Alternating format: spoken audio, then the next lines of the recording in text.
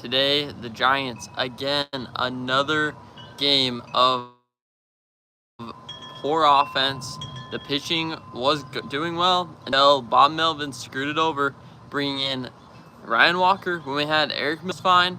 And if you're going to bring in anyone, why bring in Walker? He's been struggling horribly lately. Then you bring him in, and look what he does. He allows the 2-run double. He then balks. He then allows another hit, and there goes the game right there. I don't know. You can't put that on Walker, really, because he's been struggling. He's pitched the last 3 games, and now we're going to we go back to him, and look what happens to the game. That's how it goes every single time with this team. It is just a constant struggle with the offense not being able to produce. Only 2 runs today. The constant struggle with Bob Melvin's poor bullpen management, and then the Giants' lack of ability to use the bunt. The Giants, we have so many opportunities to bunt. If you use the bunt with Bailey, we have the bunt opportunity with Koss. We have the opportunity with Jung-Hoon Lee, who's been struggling. We have all these opportunities, and we never take advantage of it. And it's all these times where you have the ability to change the game based on the bunts. You have bases loaded, and look what happens. We have bases loaded, Elliot Ramos up to bat, and we predicted it. We both said he would go out, ground into a double play, and look what happened. He grounded into a double play, and that's right there, because we have an opportunity there to take the game back, make it close, and that's not what happened. We ground into a double play, weak offense. Justin Verlander goes out there, does fantastic. We can have him go out next inning, but no, Melvin says no, and that's what happens. The Giants, it's been a constant story. Yesterday was even worse, losing 1-0. Then today, when you have the game in your hand, winning 2-1, and you're in control, all you have to do is make the right pitching decisions. And Bob Melvin goes out there, and he decides that Walker is our best guy to go to. Why? Walker is the last guy you want to go to in those situations where it's close game. You have a chance to get Justin Verlander's first win as a Giant.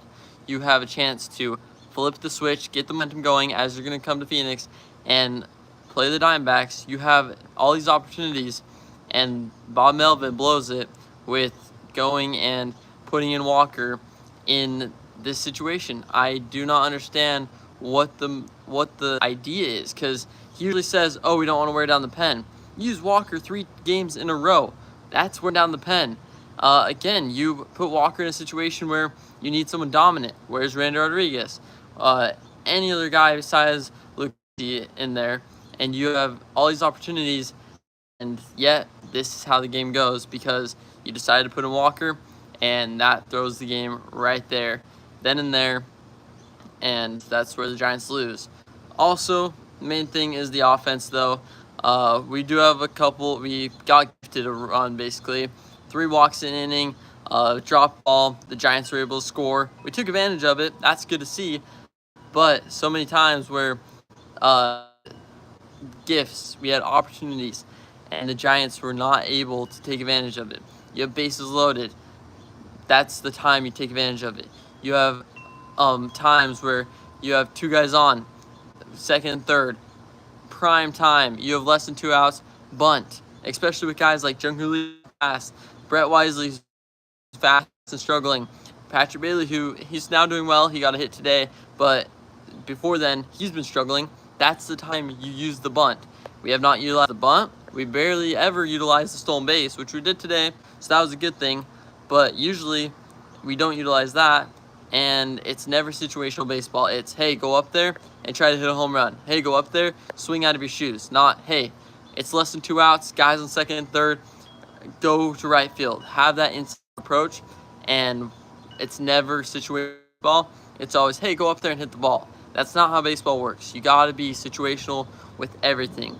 Same with Walker. He goes out there, you're in a tough situation, you have to hit spots, and he's not hitting spots. He's throwing the ball right in there, and that's what you get. You get those times where the Giants have a great opportunity to shut down the inning, and then that's what happens because the Giants are not taking advantage of it.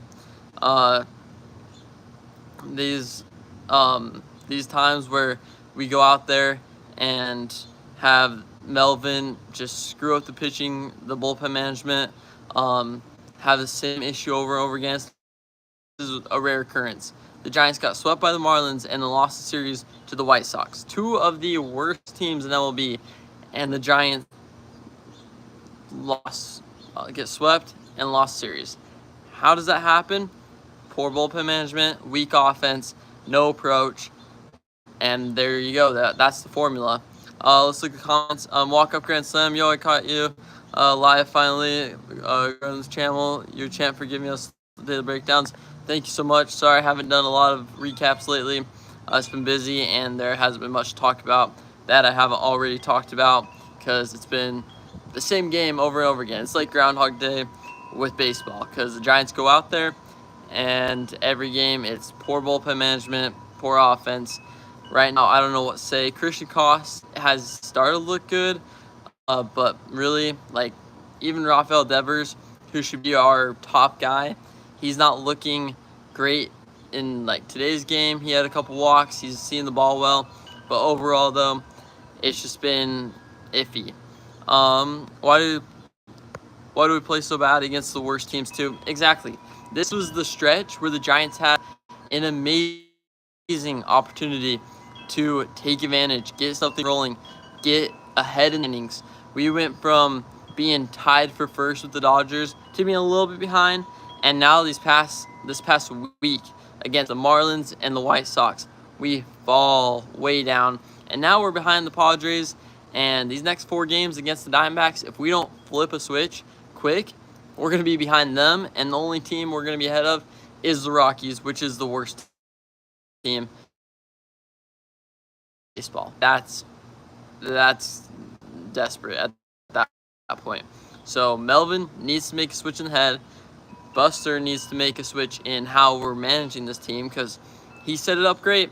We have all the pieces, but nothing's really put together because we're not able to put the right pieces in the right spot because Melvin's not managing this correctly. Our hitting coach, Pat Burrell, obviously isn't doing anything when the Giants are going out there and scoring an average of like 1.5 runs in the past week. That's not going to work for us because if you're only scoring 1-2 a game, sometimes 3 if we're lucky, but usually 1 to 2 runs a game, that wins you rarely ever a game because this bullpen and this pitching has done well enough to get us to this point, but later as you in the season, you start to see a little bit of a fatigue with the bullpen and with pitching in general, and that's the main issue right here. Is if this pitching isn't giving a 0 ERA, then the offense isn't going to score enough, and that's when you have issues. So the Giants today, same problem. We had the game, gave it away. Hopefully we make a switch. Hopefully something happens that we can stop grounding and double plays when we have bases loaded. Stop using Walker in tight situations. Start using our head. Start bunting. Start utilizing different things, situational base. And the division we would be at the top, basically NL West is stacked in talent right now. That is true. We are doing solid, but at the same time, with how good we are doing, it's been erased because of this offense and lack of bullpen management. Bro, Wisely needs to go. Missed the tag. Got picked off twice in the series. Yes, Wisely is looking terrible. Out there today with that stolen base, he literally was, I know he was slipping a little bit, but he was in the wrong position to start with. He had a perfect opportunity to get his footing right, get in the right position by the bag, in front of the bag, and get the tag on. And right there, he tumbles back. He looks like he doesn't know how to play baseball because he didn't put himself in the right position. So those things right there. The next thing, like you, Mercanta put, is the yesterday game picked off, and just this whole series with getting picked off. It's the lack of baseball IQ and the lack of preparedness. the Giants are the third worst team when it comes to base running. With getting ourselves out, with getting ourselves picked off, stolen bases, misreads, everything. The Giants are in the lowest category in all of MLB, and those things are things that the Giants can prevent. Think about all the games we've given away because of base running, and we could be right back with the Dodgers if we would have just fixed those things. So those things right there need to be fixed, and if you can go forward with fixing those little things like the base running, like the offense, like the bunting, put the bunting into play. That will help out a lot, but if you can fix those little things, we're going to see a lot more improvement. But right now, this team is lost, and this series in Arizona coming up needs to be a big change and needs to happen now, or else this team is going to go play the Dodgers, the Phillies, and we're going to get crushed. So now's the time, or else the Giants are going to see a world of pain. So that'll do it for today's recap. Thank you so much for all of you guys that tuned in. I just want to try out how a live stream would work. And do we have a coaching problem? It seems we get great talent, but then it falls to bad habits. I think it's part of a coaching problem, and it's part of a lack of path. There's no guidance. There's no structure in the clubhouse. I feel like you see guys go out there, you see a lack of motivation, you see a lack of approach. I think approach is the number one thing, which we targeted approach in spring training. We had the 2-strike, the 2-out approach. We were nailing that into our hitters, but I think it just got lost in the mix where now it isn't our priority.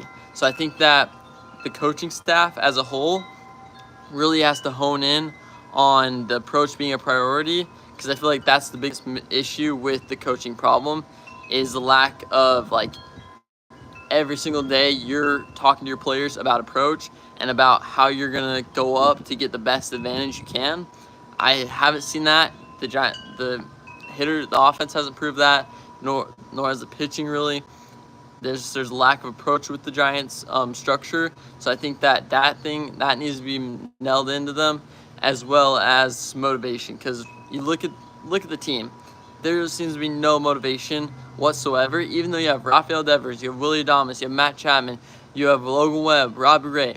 Right there, you guys have leaders, but really there's no motivation, no leadership, and that's a big problem when you have a team that has talent, but no guidance and no leadership, and you're going to get games like these against the White Sox where you see a lack of just hustle, lack of work ethic, and we have all the talent in the world, just it doesn't go very far if you don't have structure, motivation, and approach. So I think that the Giants coaching staff needs to instill that.